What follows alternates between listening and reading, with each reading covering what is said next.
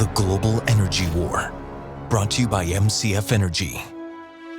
Do you support the military adopting that EV fleet by 2030? I do, and I think we can get there as well. And I do think that reducing our reliance on the volatility of globally traded fossil fuels, where we know that global events such as the war in Ukraine can jack up prices for people back home, it does not contribute to energy security. I think energy security is achieved when we have homegrown clean energy that is abundant, like you see in Iowa. We think that we can be a leader globally in how we have become energy independent.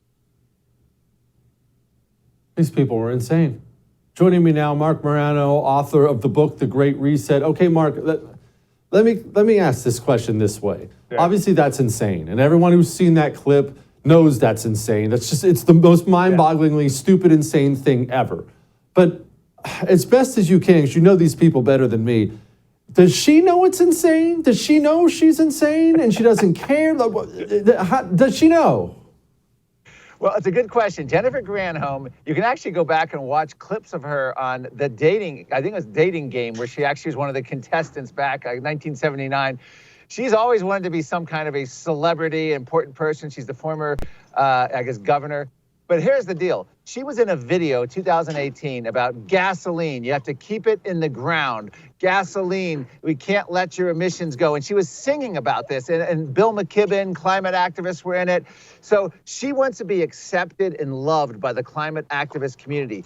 Does she actually agree with it? I don't know that she's even studied the issues enough to understand the implications of what she's saying. And not only her, but Interior Secretary Deb Haaland was grilled on Capitol Hill at the end of March, and literally were asked about all of these rare earth mining, all of the green energy, all of the EV batteries, all making us reliant on China. And her response was, thank you for that information. Thank you for that information. So I'm not even sure they've looked at it. But what she just described was turning our United States military into a military almost completely dependent upon China for their number one goal, which is climate. And that includes the Navy and the Army. Both have had special reports, and their secretaries of Navy and Army come out and literally say that climate is the existential threat and is basically the main focus of our military. Oh. Okay, Marc, states like New York, California, they're banning natural gas hookups. Europe is going through a living hell with its war on natural gas. So this is a worldwide war. People don't even realize what's happening in Europe. Why do you want to destroy natural gas and natural gas hookups? I don't even believe in carbon causing climate change, but natural gas is clean, isn't it? Yeah, natural gas is what the United States led the world in reducing carbon dioxide emissions. If you actually cared about CO2 emissions, you would be praising natural gas. In fact, the Sierra Club, about maybe 8 years ago, took up to $30 million from the natural gas industry. They were fossil fuel funded environmentalists promoting natural gas. But that's how far the needles moved, because natural gas replaced coal.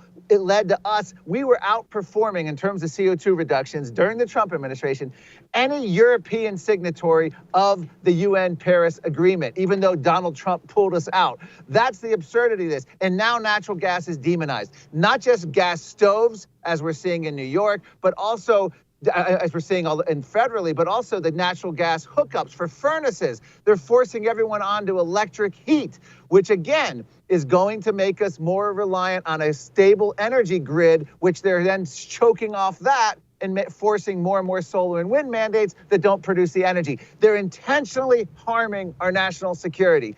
The policies of this administration are the greatest national security threat we face. Not China, not Russia. It's our own policy shooting ourselves in the foot, making us more reliant on the Middle East, Venezuela, China for all of our energy, which we're not allowed to produce at home. By the way, Jesse, the most absurd element in all this is we're getting most of our rare earth mining from China for all these solar, wind, EV batteries. And the Biden administration is announcing a ban, federal bans on places like Minnesota and other states from doing their own rare earth mining due to environmental concerns. Because the last thing you'd want to do is more energy exploration in countries with high human rights records and the best environmental standards like the US. Let's farm out all of that to countries like you know, Ugh. Venezuela and China and Russia for fertilizer, etc. You like what you just saw?